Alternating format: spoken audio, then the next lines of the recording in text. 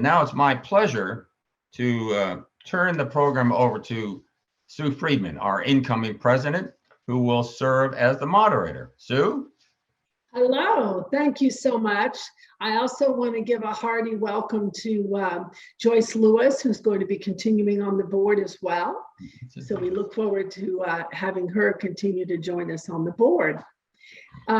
It's my pleasure today to introduce a panel of three who are going to share with us something that I've known about since 2015, when several of us determined that we needed a stronger voice, a stronger presence, a stronger connection to senior issues throughout the regional area. And we created the Charlottesville Area Alliance. And now 6 years later, the Charlottesville Area Alliance is making our voice heard and understood and acknowledged in many different ways. So I'm very pleased to introduce a panel again of three. Marta Kane of JABA is the president of the CAA organization now. She was unable to join us today, but we have three very worthy members of CAA who are going to participate on the panel. And I want to introduce Kim Volker, who is manager of the Central Virginia Care is their organization. She is a geriatric care management, which is a geriatric care management company. So she works with lifestyle coordinators, clients, and referral sources to serve the agency's clients and families as they navigate through the process of aging. And, we are the senior statesmen of Virginia, so this is absolutely a very timely topic and very timely skill set that she brings to us. Second on the panel is George Worthington, who has a number of hats that he wears. Probably the one that we don't know about, but we will be impressed when we hear it, is that he is the Dementia Services Coordinator with the Virginia Department of Aging and Rehabilitative Services, Division for Community Living. The Dementia Services Coordinator position was established in 2013 in response to Goal 1A of Virginia's first ever state dementia plan. And it was to create a position and obtain specific funding to hire a full-time dementia services coordinator to coordinate the services provided to persons with Alzheimer's disease and related dementias, working in conjunction with the Alzheimer's Commission. So that's a very big job that George has here in the Commonwealth. He's also, of course, involved with the Dementia Friendly group. So we'll learn more about both of those, I am sure. And third on the panel, and kind of guiding our panel today, is Peter Thompson. We all know Peter Thompson as the executive director of the Center since 1999. So we're looking at 22 years in that position. The Center positively impacts our community by creating opportunities for healthy aging through over 100 programs and scores of partnerships. In addition to being the director at the Center, Peter is also involved in many organizations across the community, including Ollie, Madison House, the Charlottesville Chamber of Commerce, and the Center for Nonprofit Excellence. And he is, of course, the founding leader in Charlottesville Area Alliance. So welcome, Kim, welcome, George, welcome, Peter. And I will turn over this panel presentation to Peter Thompson. Thank you, Sue. Thank you, everybody, for being here. And I am a senior statesman of Virginia member as well. So it's nice to have you all here joining us on Zoom. Get my right screen up here. So our agenda today, I'm going to start by doing a bit of an overview on the Charlottesville Area Alliance, the World Health Organization, and the concept of age-friendly communities. Go over the 8 standards, dimensions of an age-friendly community. Then George is going to talk about a few of the focus areas that CAA is prioritizing right now, as well as talk more about the connections of dementia-friendly and age-friendly. Then Kim's going to talk about a new initiative that we think will be of interest to senior statesmen as an organization and to you as an individual. And then it'll come back to me to talk about the third priority area that the CAA is focusing on right now. And then we'll have ample opportunity for discussion as well. So that's our agenda for today. The Charlottesville Area Alliance, our tagline is working together for an age-friendly community, which is the focus of today's discussion. And if we were in person, I'd be able to have a little more fun with some of these slides, but since we moved to Zoom, I can't do it as much interactive. But 1 in 4 is the data point that we like to use. And what it means is 1 in 4, the projection is by 2025 in Virginia, in our planning district, 1 in 4 households will have at least one member over the age of 60 living in it. So that's aging is not something just for older adults, but it's really something that's impacting our entire community and our entire country. And most people listening today probably have seen certain data points along this. This is the entire planning district, the region, senior population growth for 65 plus. Of course, sometimes we say 50 plus, 60 plus, 65. There's no regulatory number that says the right number, but we use 65 in this graph. And showing from the year 2000, when there was about 24,000 older adults in our region, it's now a 75% growth to almost 43,000. And within another 10 years, it will have well more than doubled to over 57,000 people. And another way to think about that is an entire other city of Charlottesville worth of residents over age 65 living in our region. And breaking that down, particularly in Albemarle County, it's a 90% growth projected from the year 2000 to 2030, almost a doubling just in Albemarle County. And in the city of Charlottesville, a little bit less, but still a 60% growth from the year 2000 to 2030, rising from 4,500 to over 7,200 older adults in our area. So no matter how you slice it, the sheer number of older adults in our community is something we need to all be paying attention to. So the Charlottesville Alliance, as Sue mentioned, about in 2014, there was a couple new leaders in our community at JABA and the Alzheimer's Association and Hospice of Piedmont, and Gary Sells-Measy of Westminster Canterbury of the Blue Ridge invited them and myself and a few others to have lunch out at Westminster and just to get know one another better. And it led to just monthly meetings and over lunch. And then we talked about, so, it's nice to get together, but we're all busy. Is there a purpose for us to be gathering like this? And while each of us focused on very different areas to meet the missions of our organization, we all realized that Venn diagram that we all had in common was we were looking at making our community more age-friendly.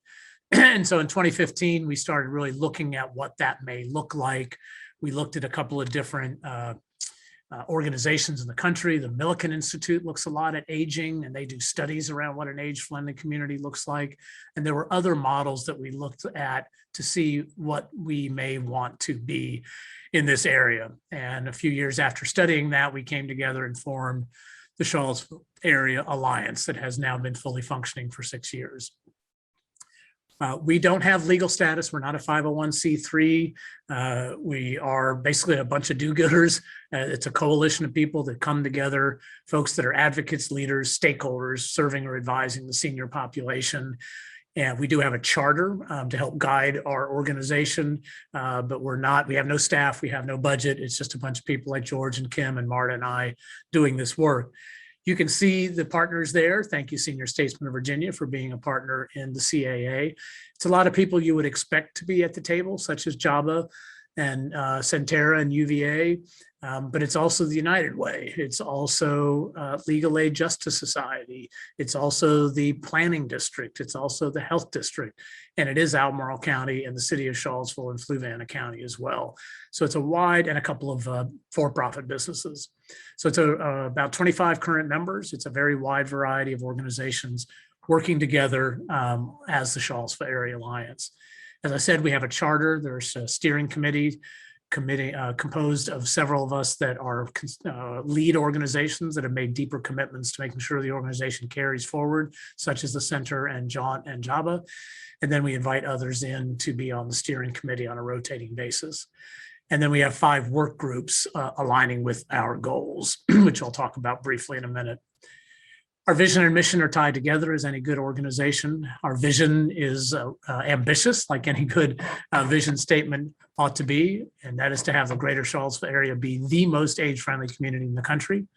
And our mission then is to lead the advancement of an age-friendly community. The Charlottesville area is nothing if not ambitious about being world-class in everything we do. It's part of why we're such a great community. So often people think age-friendly is about old people. And what we're here today is to help everybody understand it's not about old people. It's really about all of us. Age-friendly is good for everyone. Planning for an aging population automatically also then becomes checking off what is friendly for all ages. One of the most used examples are curb cuts. Curb cuts are helpful for people with mobility issues. More older adults have mobility issues. They're certainly friendly for anybody who uses a walker or a wheelchair or just can't pick their feet up over a curb any longer. But they're also very friendly for somebody who's got a child in a stroller and is trying to stroll that child through an area. So curb cuts are friendly to all people. Matt Thornhill is one of the leaders really internationally. His company does work for the biggest financial organizations worldwide, looking at how the aging of our world are impacting our country and our world. And they're based right out of Richmond, and he's done some presentations. They did some work for JABA and for the center and for others, as well as the Commonwealth of Virginia. And his quote was, "Winning communities in the future will be the ones that invest in creating great places to live, work, and play at every age." And he said the Charlottesville Area Alliance is the right idea for the right time. That was about 4 or 5 years ago. So see, that's CAA's history. We tied to the World Health Organization and the AARP Age Friendly Network. Talk a little more about the benefits of that here in a minute. WHO identified aging as one of the biggest significant public health issues in our globe several years ago. So they created the idea of, well, then what do we need to do to be an age-friendly community? And they created metrics over 15 years ago, research-based of what the key ingredients of a age-friendly community is. They then looked across the world about who could be partners, and the American partner became AARP in 2014. And the concept, again, is that well-designed, livable communities promote health and sustain economic growth, make them happier, healthier places for all ages. Membership in the network is not an endorsement of AARP, and membership does mean, however, that a community's elected leadership has made a commitment to work towards an age-friendly community. And with CAA doing all of the legwork, the County of Albemarle and the City of Charlottesville, both in 2017, were applied for and were accepted into the WHO AARP network. So that's 4 years now.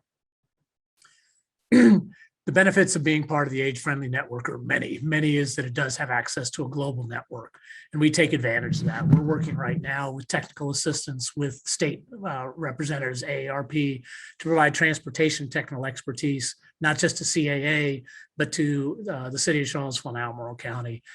Many of the other things we looked at, such as the Millikan Institute, they do a study and they rank people for age friendliness, but then they don't give you any tools to help you become number one. And that's something that really wasn't going to meet our needs. So there's a lot of programs. They have Zooms, they have webinars, they have conferences. Excuse me just a second. I did not put my do not disturb on my other phone. So it's part of a network that we bring resources from around the world to the center and to the community. We haven't had as much opportunities in the current environment to be able to have more partnerships with other cities, but we are looking to be able to do more of that.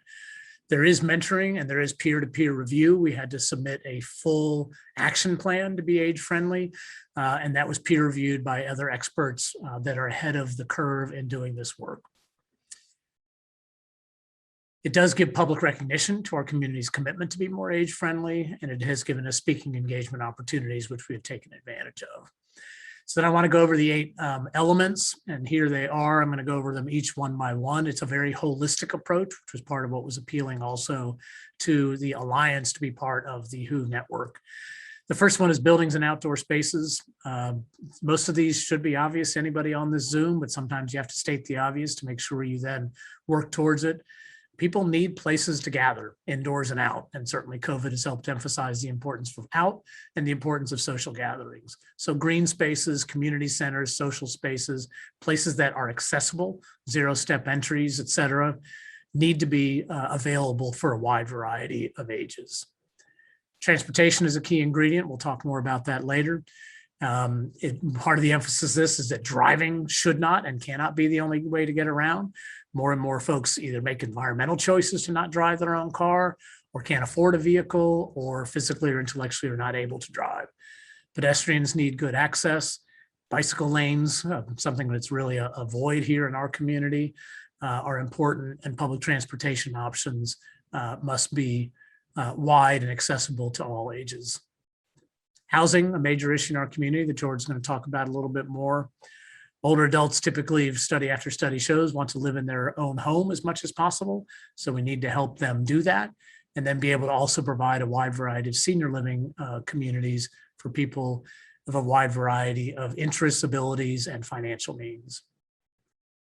Social participation, that's our retread softball team that's part of the City Parks and Rec and the Center. Regardless of a person's age, loneliness is often debilitating. Studies have shown that time and time again, more dangerous than smoking a couple of packs a day. And certainly all of us have seen more that social isolation is not simply sad, but can lead to major mental health issues and physical health issues, and even indeed early morbidity. So the opportunity to socialize and have available to accessible, affordable, and fun social activities are a key dimension of an age-friendly community. Respect and social inclusion. Everyone wants to feel valued. It's not just being socially engaged, but being able to use the wisdom and experience of our elders to benefit our community and themselves. Providing more spaces for intergenerational gatherings are a key ingredient of an age-friendly community. Honor what our older adults have to offer, and at the same time, feeling good about oneself. Work and civic engagement, critical components. A lot more older adults want to continue to work, either because of the purpose it gives them, or because they need it for financial benefits to live in older age. So an age-friendly community encourages older adults to continue to be involved and engaged through volunteer and or paid work. Communication and information referral, it's often referred to. How we communicate becomes more and more important. There's so many different ways to do it. Age-friendly communities recognize information is critical. Those of us in the field of aging often joke not so funnily about the aging network. Unfortunately, it's a very diffuse world, providing resources for older adults and their families and caregivers. So building a better way to provide information through a variety of methods, not just through technology, because not everybody accesses that, but also through good old-fashioned flyers like you see there on that screen. And then the eighth dimension is community and health services. At some point, almost all older adults need more healthcare. It's important to provide assistance and care be available, be nearby, be senior friendly, and be able to be financially accessible as well.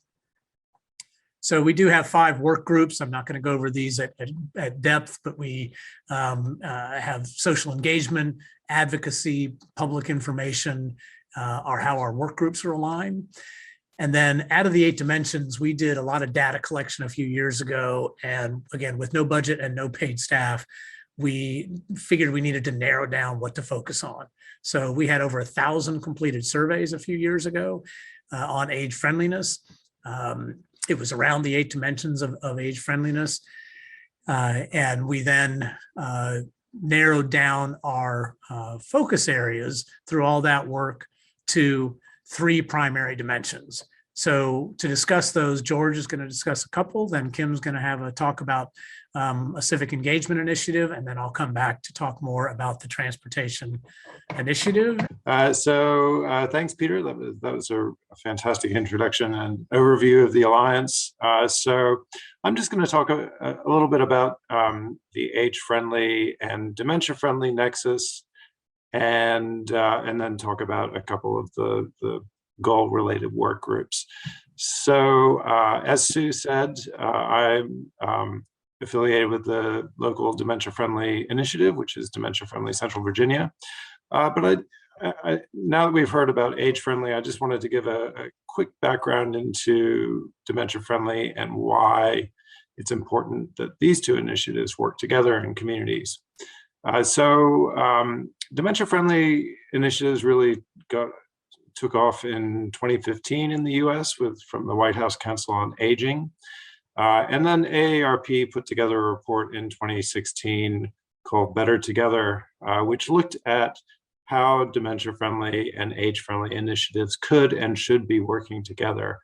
And they found, well, they had 3 recommendations. And basically, if you had an age-friendly initiative already, then you should look to include a dementia-friendly aspect to it and vice versa. And then if you were just starting out fresh, you should be thinking about doing both.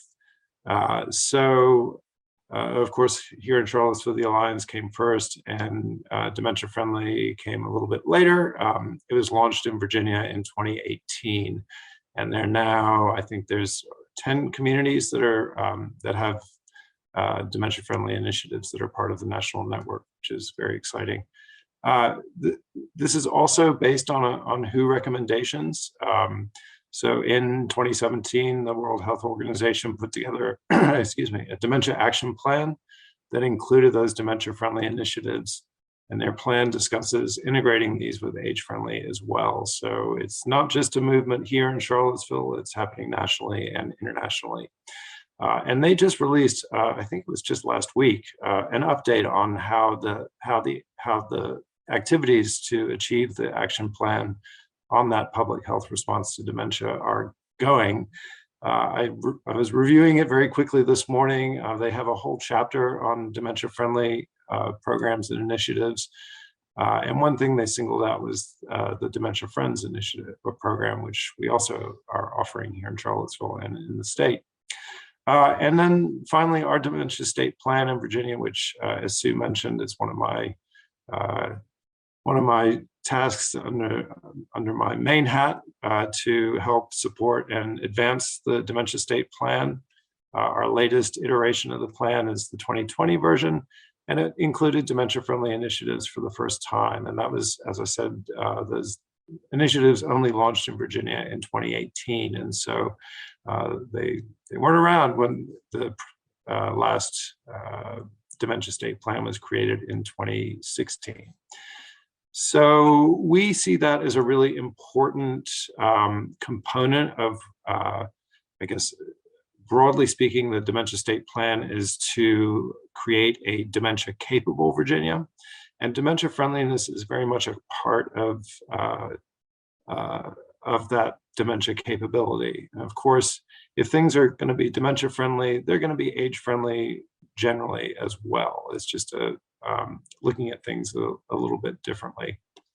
And both of these age-friendly and dementia-friendly initiatives, they are goals within the Virginia State Plan for Aging Services. So Charlottesville is well ahead of the curve compared to other communities in Virginia, and I think we've certainly made more strides in and on the age-friendly front. We have lots more to do on the dementia-friendly front, but we're heading in the right direction. So Peter went over the 8 pillars of age friendliness that the WHO has promulgated. The dementia-friendly initiatives take a slightly different approach. So they look at the community by sectors. So they slice it up. I know it's very hard to read on this slide, but the little clouds there are different sectors of the community. So you have faith communities, transportation, housing, and public spaces. So those are each one of the 8 pillars of the age-friendly. Dementia-informed local government, emergency planning, and first response. Dementia-friendly businesses, which is a really key component to help people living with dementia remain engaged with their communities, and health and long-term care as well. So, and then other sectors of the community as well. So we break it down a little differently than the age-friendly, but you can clearly see the overlaps. So I'm going to, so this is our local initiative, Dementia Friendly Central Virginia.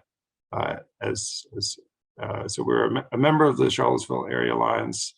We offer dementia friendly trainings for local businesses and organizations, certified community partners as dementia friendly. We've been around since 2018, and I'm going to give a shout out to Kim, who's been part of the action team since the very beginning. So one of a number of people who have given very generously of their time and effort over the past few years to get this underway. We spent most of 2019 laying the groundwork for the initiative. So putting together what we were going to do and creating community partner agreements and things like that, and getting our trainings done and deciding how we were going to use them.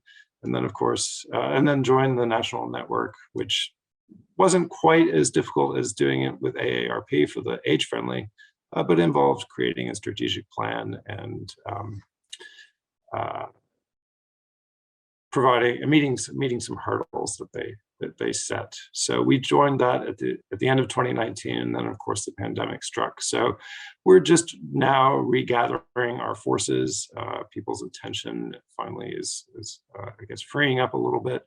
But you know, we're always looking for more volunteers to help us move the initiative forward. So now I'm going to shift gears and go to our action plan for the Alliance as a whole. So I'm chair of the Social Participation Work Group, which is tasked with working to achieve our goals in the third area that we chose to focus on, which was social participation. So these are our three goals. I guess partly because of my position as chair, we've taken on board a lot of dementia-related initiatives under this, so to promote dementia education and awareness in the community, and to examine ways that we can help encourage more social participation more broadly, not just people living with dementia and their caregivers, but people in the community more broadly. As part of this, one of our goals that we did achieve this year, despite the pandemic, was doing a survey of 200 seniors about how they participated socially in Charlottesville and Albemarle. And it was interesting. We found that while most people were pretty comfortable with how often they got out and about, a significant minority of people would like to do more. And so that clearly shows that there are opportunities to develop new ways for people to engage socially.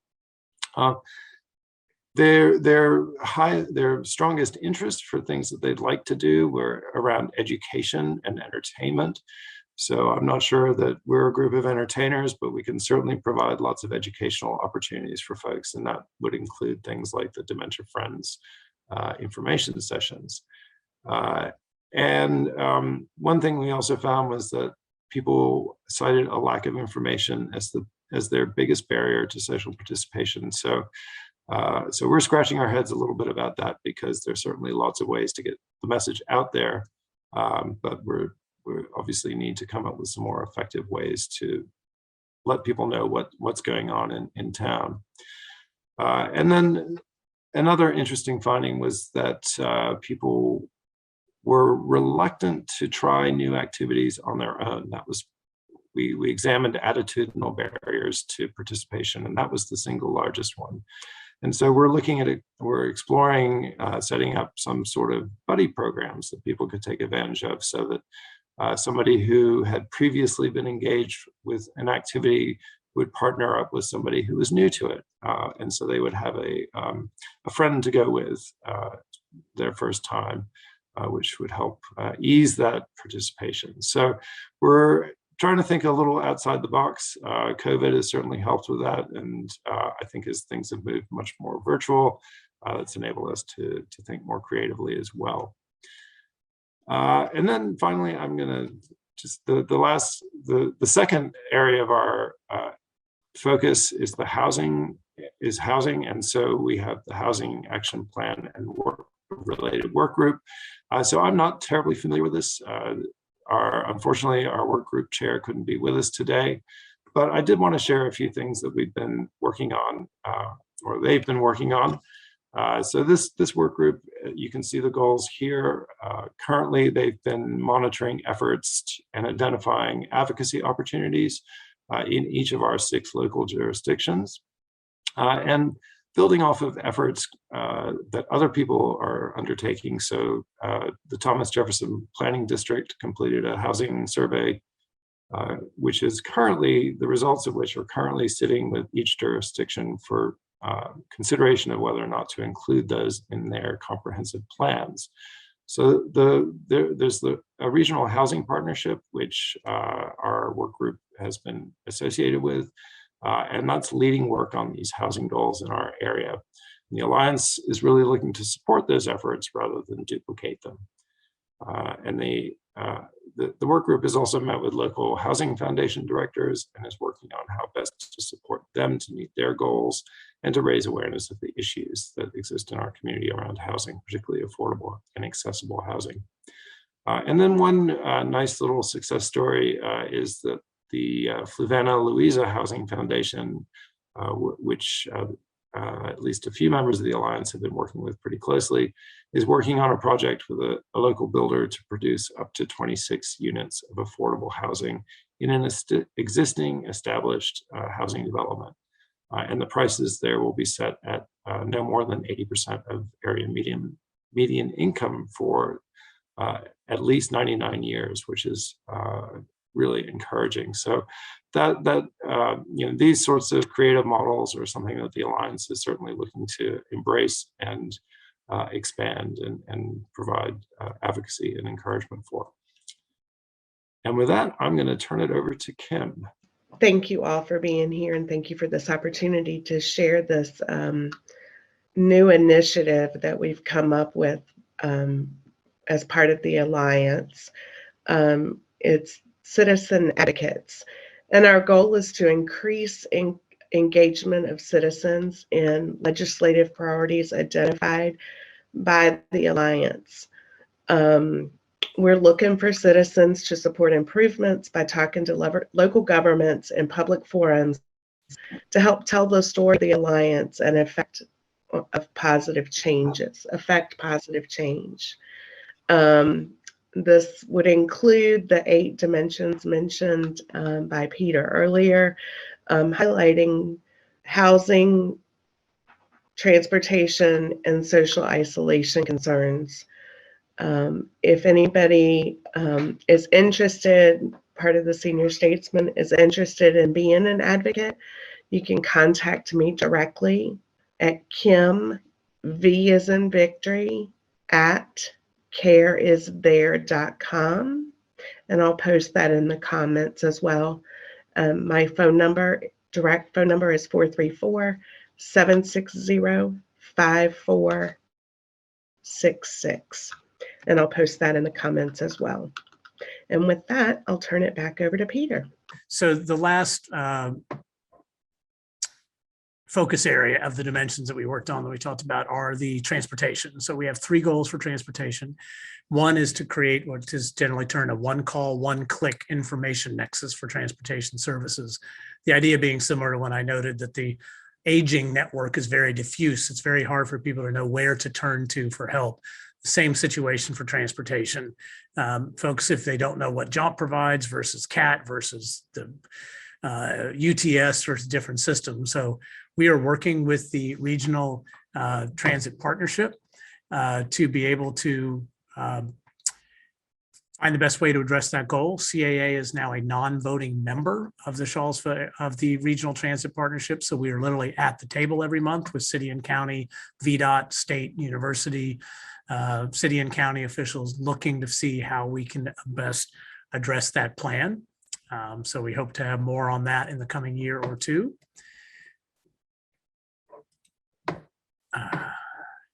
And then that's bus, not bus stops. We have just, but through our evaluation and listened to people, we've heard a lot about how poor our bus stops are in our community. And even if the bus stop has a shelter and a bench and lighting, which few do, Often it's very hard to get to a bus stop because there's no crosswalk, no sidewalk, there's not safe lighting, there's a lot of problems. So CAT has a plan, the Charlottesville Transit, to improve all of the amenities in our community, and we will be looking for them. They're looking to go towards other resources for funding next year, and CAA and our partners will be looking to help support seeking funding to improve all of our bus stops. That will take years, but certainly we hope some of the federal money that's for infrastructure might help us with that. And then the third goal for transportation for CAA at this point is advocating for transportation in rural areas. It's hard enough for anybody who lives in the urban area to get around without a car. I challenge you who are use cars to get around. Think about your life for a day or a week without a car, and you'd figure out how difficult it is to get around. But in the rural areas, it's that much harder because CAT's not getting out there. Jaunt has limited services. There's just not a critical mass. The good news is that our friends at Jaunt, one of our key partners, lead partners, has hired a mobility manager position that actually has begun orienting this month and will begin full-time next month. We'll be working with that individual to create an inventory of what's currently available to be able to then evaluate better what the rural needs are. Again, working with our partners at the Regional Transit Partnership and others. And then I mentioned earlier that one of the benefits that CAA brings to the table, being part of the Livable Communities Age-Friendly Network, is that we are bringing technical expertise from the AARP Virginia network to the localities to leverage the resource they have to provide more information about transportation needs in our community.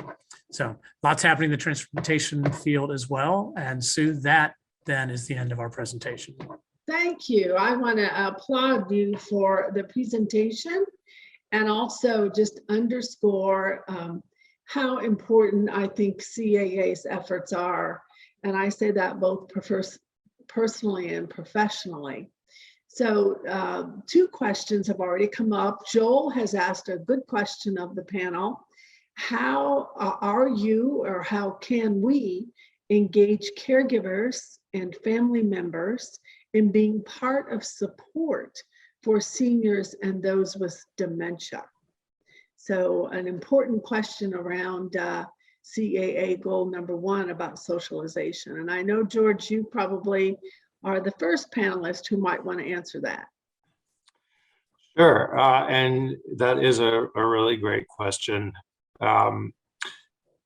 I guess the short answer is it's difficult to engage caregivers and family members. They are usually extremely busy and very time poor. And so the thought of becoming part of this type of effort is often just beyond their capacity. So one thing that Dementia Friendly America is very clear about is that local initiatives should definitely be working with local people who are caregivers or who are living with dementia. So we currently, on our action team, we currently don't have anyone who's living with dementia. We do have a caregiver of somebody who's living with dementia, but we're always looking to engage people who are either providing care or living with dementia directly. But then I guess more broadly speaking, our efforts to raise awareness about dementia in the community and particularly among businesses can help make life a little bit easier for people living with dementia. And the example I'll give is restaurants. So I'm sure you're familiar with this type of situation, but if you're providing care for somebody living with dementia and one of the things you like to do is go out to eat, it can often be a little challenging and even a little scary because you're not quite sure how your loved one with dementia might react in the situation, whether some sort of challenging behaviors might appear. And so more often than not, you think, well, actually, we're not going to go out to eat any longer. It's beyond us. But having restaurant staff who have had some training and education in how to communicate with people living with dementia or just dementia generally, so they're aware of things that might arise, can be really helpful and can help people feel much more comfortable about doing things that they like to do in their community. So it's a kind of long-winded answer to that, but it's an important question. And then I think more broadly, again, it's the same issue people are time poor. So whether you're providing care for somebody living with dementia or someone with another condition, you're going to be facing the same constraints. I would just like to say that when, family members, caregivers could be engaged with being part of the citizen advocate group that we're starting through CAA. I feel like maybe even to back what George was saying, the dementia friendly program, I feel could be a real help to someone, because I think understanding what is going on often gives us the ability to participate in the changes that our family members are going through. Good point. Good point. Peter, any thoughts? I'm sure. Won't add much. I think George and Kim have more firsthand experience, and I think shared their stories very well. From CAA's perspective, we currently, other than what Kim has proposed of trying to get more citizens, more individuals involved with advocating for an age-friendly community, which we're very excited about. The center and JABA are going to, I think, also be involved with that, and maybe some others, and hopefully Senior Statesman, as we'd love to see SSV as based on part of its mission about helping give people voice around issues. We'd love to have SSV be involved in this as an organization, and hopefully some individuals. Because we don't at this juncture have a lot of individuals involved with CAA, and that's not been an oversight. It's just been, again, we're a small organization, coalition, and the intent is to mostly have the organizations that are working with consumers and try to be that voice for consumers. But we are very much in tune with the idea of trying to get individual participants involved more in CAA's work. So that's just one other piece of the puzzle to that question. And that's a great segue. Currently, SSV, as a member of Charlottesville Area Alliance, has a seat at the table, if you will. And I am filling that role. But if any SSV member is interested in getting involved in the Charlottesville Area Alliance, the board would be happy to entertain your interest and appoint you as our official representative. The meetings are monthly, and they're currently via Zoom. And just the few I've been attending so far during my representation stint, it is very impressive, the work of the various committees and the progress that's being made. And I think if you have an interest, or if you want to learn more, I think representing SSV, let's say for the year of 2022, could be a very positive experience for you, and of course, benefit SSV. So second question from Tom: do you plan to create hard metrics to measure progress on each of the initiatives? For example, how many participate and the participation rate for transportation? Good question, Tom. I can start and then give it to George and Kim's, but since Tom's specific question was around transportation, and Tom, good to see you from a distance. So the 3 transportation goals are not based on participation metrics. The metrics would be, have we been able to improve bus stops? Have we been able to create a one-stop, one-click program for transportation access? Have we been able to identify new ways to meet rural transportation needs? As we make progress on each of those, that may lead to doing additional work, such as saying, well, how many people are using these additional tools? What has it made? Has had CAT improved amenities meant more people are able to use transportation? I think clearly there's an assumption that these are all means to those ends. So that's how we would measure our transportation success at this point, and that will grow over time. And we do an annual report every year that is public. It's on our website, charlottesvilleareaalliance.org, our last few annual reports. And we do present those to the city of Charlottesville and Albemarle County as well, on behalf of our community. So that's the transportation metrics. George, and then Kim. Yeah, thanks, Peter. Just broadly speaking, both the AARP and dementia-friendly initiatives are heavy on evaluation. They want to see an evaluation plan, or at least that you have, yes, that you have a plan to evaluate how you're working, how you're moving on your goals.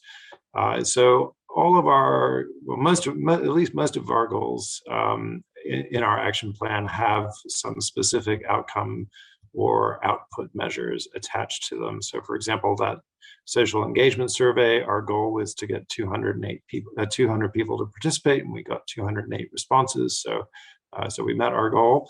But we're also looking to try and measure outcomes. So that's a more difficult measure. How are people more able to engage? How has transportation improved, and how is it changing people's lives? So those are the sorts of things that I think we'd be looking to address with a more comprehensive survey a few years down the track.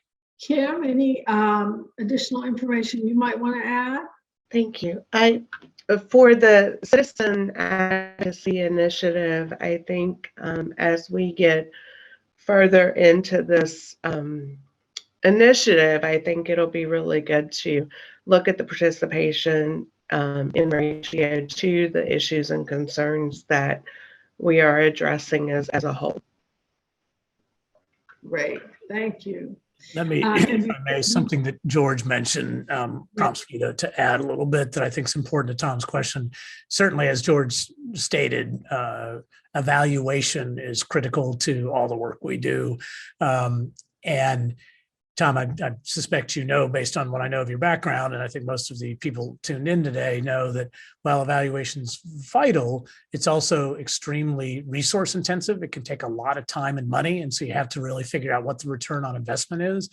And one of the reasons, again, we selected being part of the WHO AARP Age-Friendly Network is that all the dimensions and all the checklist of what goes into it are all based on a lot of research.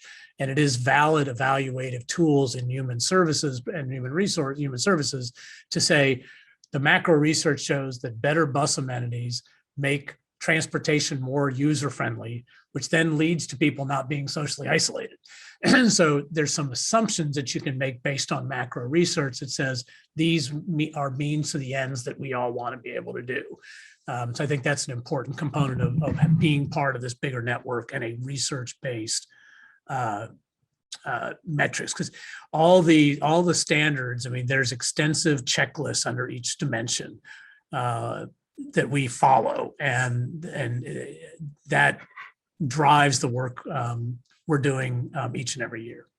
Thank you, Peter. I'm going to, in the Q&A section, I'm going to put a link for the Charlottesville Area Alliance website, because the most recent annual report also includes the goals for 2021 through 2026.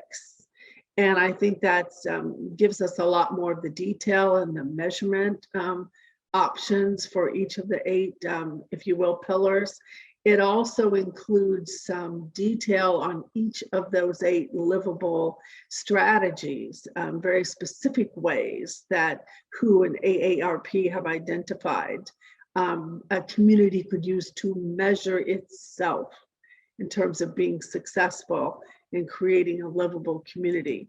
So if you don't see it, please go to Charlottesville Area Alliance, and that they have a very nice website. Third question from Bonnie: what is the role of internet access in the discussion of inclusion in activities, particularly for our seniors? I'll jump on that. So I guess maybe you're trying to get at what happens when people don't have internet access, and so that we certainly recognize that as a huge issue, but it's a little bit bigger than. So the Alliance specifically hasn't really focused on internet accessibility.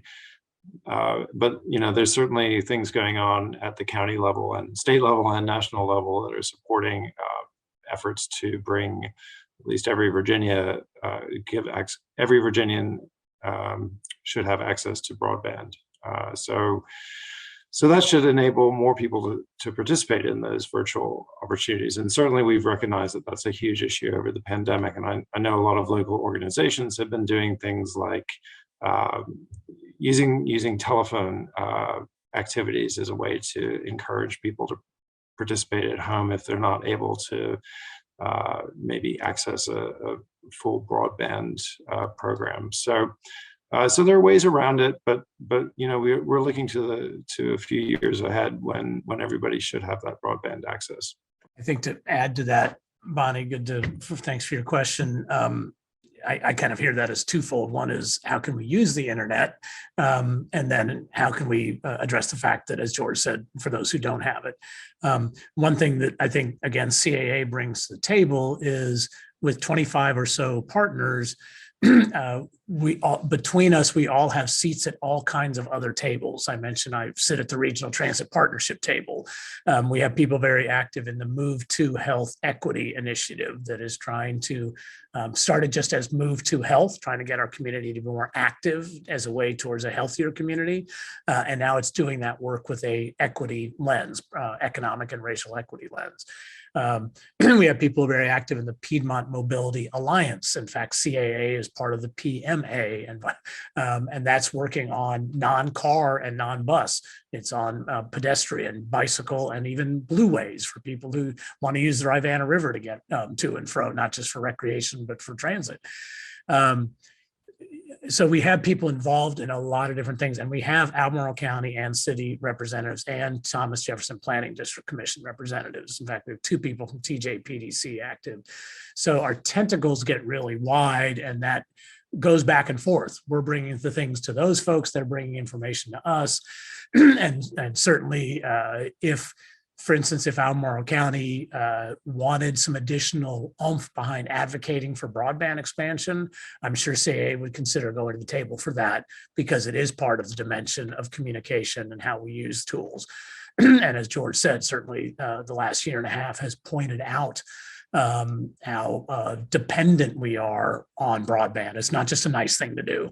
I mean, likening it to saying, well, people don't really need telephones. People don't really need telegraph. It's like, well, no, this is the world right now. Everybody needs access, and we need to invest in it, and public needs to do it to help broaden it. In the Move to Health Equity meeting this morning, we were talking about how to make more people aware of and hopefully comfortable using telemedicine. That certainly grew in the last year and a half, but there's a lot of opportunity to grow further. So CAA could certainly play a role in that, again, working through our partners. So it absolutely fits into the dimensions of wellness around communication and the multiple ways we need to get to information, and not assume that everybody has technology. Or if they still have a dial-up squawking moda, I don't know that anybody does, is absolutely aligned with what CAA and the age-friendly dimensions are all about. So hopefully, Bonnie, that helps. I would assume you would add to your chat if we didn't touch on what you're talking about or what you were looking for. And I do want to just repeat, and I know I'm repeating, but for Bonnie and Tom and Joel and everyone who's joined us today, if you found a particular interest in an issue, CAA would welcome you, not just as an SSV representative, but certainly you can join any of these groups to bring your ideas and be supportive of, progress in that area. I wanted to ask a question, and just so that people understand that there is government support for CAA and for the Livable community initiatives. So if you could just share a little bit about how local governments are stepping up to the plate to endorse this initiative. I can start with that. I touched on it, how the city of Charlottesville and Albemarle County are officially committed to these dimensions and being part of the age-friendly network. And that's important, because to be part of the network, you have to have a municipality behind you. You can't just be us. There's got to be a government there making that commitment. And, with the city of Charlottesville and Albemarle County have a lot going on. There's a lot of needs. There's a lot of pressures, a lot of tensions.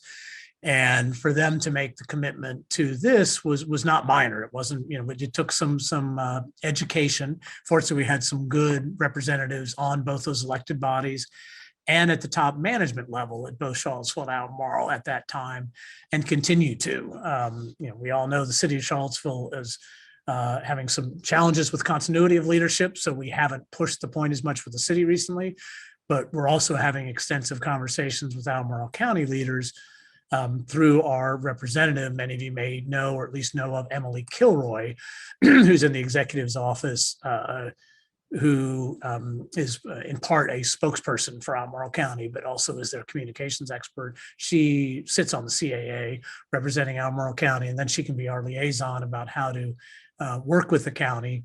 And increasingly, we're aware, particularly around transportation and, particularly around transportation, so much of the age-friendly dimension, the city, the county, and VDOT make happen. Proper roads, proper signage, access to signage, proper public buses, proper sidewalks, that's all a public domain. And so we're really working with the county right now and the city, when they're ready, a little more, to make sure that all of their management level people, and it's filtrating through the hundreds and thousands of employees the city and county have, to understand age friendly, to understand that they are committed to it, understand what those checklists are, and that CAA then is a resource to help them learn more about how do we implement that in the work around transportation, housing, certainly a component of it, and the like. So our municipal entities, and particularly in VDOT, a little bit in transportation, certainly are critical partners and liaisons, and committed partners to that. So it's an important question, Sue. Thanks. Good. Okay, last call for questions. And I do want to give each of the panelists an opportunity, if there's something that you've remembered, or a question that has brought up something you think that we definitely need to know, give you the last chance to share any additional information. So just chime in if there is something that you want to add before we close.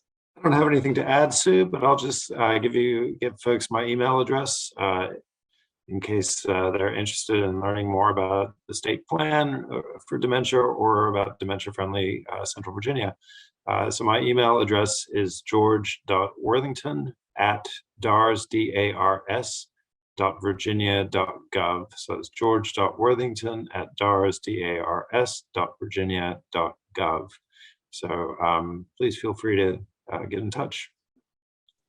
Thank you. I think also to Sue's point about looking for more individuals, and Kim's initiative about trying to get more citizen advocates involved, you have noticed that we, again, talked about, but kind of moved pretty quickly through. There are 8 dimensions of an age-friendly community, and CAA is focusing on 3, slightly less than half. That's because we have limited resources, and we were very mindful of that we just didn't want to spread ourselves too thin. But we would be remiss if we did not dig into some of those other areas, and it's going to take people power. And that can be individuals to help move the things forward, research more who and our research has shown, find out who the players are. CAA's got a great network again, to try to move some of those other dimensions forward. It's going to rely on people like you or organizations like SSV to help take the full holistic view that this network is all about. So we encourage people to get involved. And again, as an SSV member, I really hope that SSV continues to be an active partner, and maybe can get more involved in this area around citizen advocacy, because we could use the friendly support of our good friends at SSV. Thank you all for tuning in. And it's easy to find me too, Peter at thecentercville.org, or just visit thecentercville.org. You can find access to me. And I think if you go to the CAA website and ask for more information, I think that still goes to me. I was the first president 2 years ago, and I think it still comes to me. But one way or the other, I or Marta will get back to you. Excellent. And I think too, not only individuals, but I'm thinking as an example, if SSV had one of the 8 that we particularly wanted to be supportive of, if a church group, if another organization you're involved with sees one of these 8 parameters and feels like that you want to make sure you help make that happen. There's a lot of different ways to be involved with CAA and with the Livable Community Initiative. So don't want to overlook anyway, individuals or groups. So let's give a round of applause to our panel. Thank you so much, Kim and George and Peter, for a great presentation. And right now, it's my pleasure to turn the program back over to outgoing President Jeff Gould. So another round of applause for a great service during this past year, Jeff. Not only your board, but all the CAA members owe you a debt of gratitude for your good leadership and your thoughtful leadership during this past year. So from me and from the organization, thank you. And thank you, Sue, for a masterful job of moderating today. Special thanks to our 3 panelists, to Peter, to George, and to Kim. Thank you for sharing so much information and your insights today. They're just very valuable and very helpful. And I know that we're going to have more people involved because of this information that we've been able to share today. I hope you will all join us for our January program, which will be on January 12th. It's going to be about marijuana, so we should have a good audience for that. We're looking forward to that. And also, we hope that those of you who are out there who are not yet members of Senior Statesman will take just a minute and tune into our website. And it's a very, very easy to become a member. And it's such a remarkably low price of only $20 a year. So we hope you will consider that too. It has been, this is the end of my term, as 2-year term as president, and I have immensely enjoyed it. I have met remarkable people over the last 2 years, and I am constantly overwhelmed by the generosity of the people in our community. So I thank you all for your support. It's been a wonderful couple of years, and I'm not going anywhere. I'll be around as the past president for the next 2 years. So finally, I just wanted to wish all of us from Senior Statesman, want to wish you a merry holiday season and a wonderful new year. And as always, stay tuned and stay safe. Thank you very much, folks. Thank you. And if you have future topics, let us know. Take care, everyone.